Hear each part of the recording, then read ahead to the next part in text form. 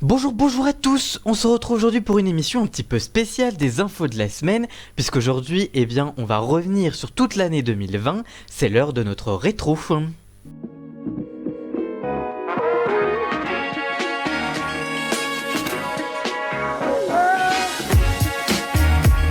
On commence d'abord avec les personnalités préférées des Français. Selon un sondage de l'IFOP pour le JDD, comme l'an dernier, c'est Jean-Jacques Goldman et Sophie Marceau qui restent les personnalités préférées des Français. Pour le chanteur, il s'agit de la 10e consécration depuis 2013, alors qu'il ne fait que de très rares apparitions dans les médias et qu'il n'a pas sorti d'album depuis 2004. Il est suivi de Omar Sy dans le classement masculin et de Jean-Pierre Pernaut qui signe la plus grosse progression. Chez les femmes, Alexandra Lamy et Mimi Mati ont pris la place de Marion Cotillard et Florence Foresti. Philippe Etchebest fait une arrivée fracassante à la 7e position. Parmi les autres entrants, Cyril Lignac se classe 14e, Vianney est lui 18e, Julien Doré est lui 23e, ou encore Nagui qui est de retour à la 25e place du classement. Chez les femmes, Anne Romanoff entre dans le classement à la 10e place, Michel Larocque à la 14e, Ingrid Chauvin et elle à la 17e place. Chez les animateurs télé enfin, Karine Le Marchand est la seule à être dans le top 10 à la 7e place. Elle grimpe de 7 places en un an. Evelyne Delia est elle 13e. Et enfin Stéphane Plaza est lui à la 15e place. Du côté des actualités qui ont marqué l'année 2020, on retrouve évidemment l'arrivée de la Covid-19 en France et dans le monde.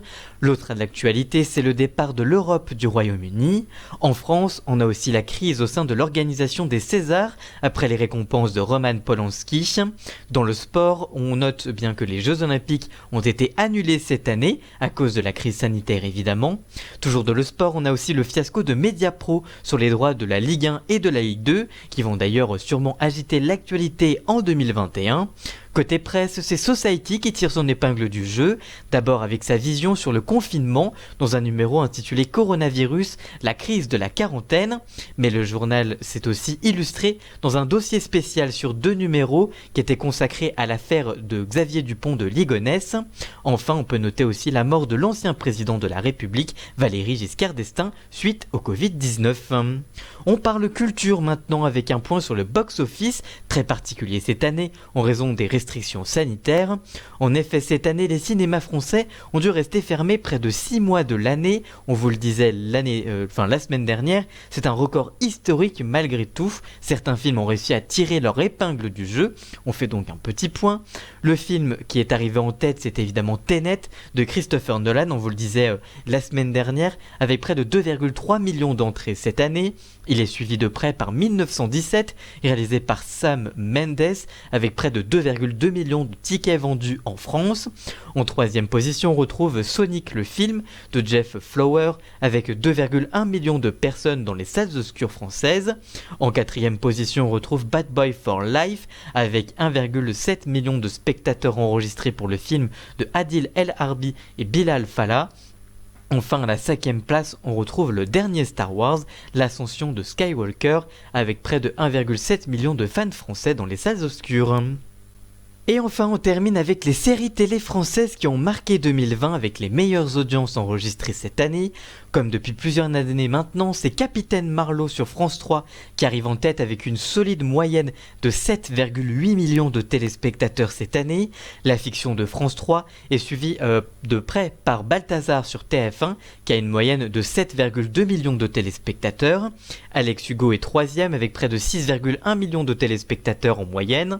Vient ensuite Le Voyageur sur France 3 toujours, Les Bracelets Rouges sur TF1 ou encore Mongeville, 6e et toujours sur France 3. Vient ensuite Candice Renoir sur France 2 avec près de 5,6 millions de téléspectateurs en moyenne. La série Meurtre A vient ensuite avec près de 5,7 millions de personnes. Enfin Peur sur le lac, la série de TF1 est à la 9e position cette année avec près de 5,7 millions de téléspectateurs.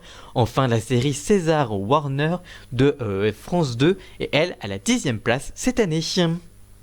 Voilà pour ce nouveau numéro des infos de la semaine, merci de l'avoir suivi. Je vous souhaite évidemment une très belle année 2021. J'espère qu'elle sera encore plus productive, encore mieux que 2020. En même temps, vous me direz, c'est pas très dur. Je vous souhaite en tout cas le meilleur pour cette nouvelle année qui arrive. Merci de votre fidélité, merci de nous suivre sur toutes les émissions que l'on fait sur cette chaîne YouTube. Merci donc à vous tous. On se retrouve nous la semaine prochaine pour un tout nouveau numéro des infos de la semaine. À très bientôt. Ciao!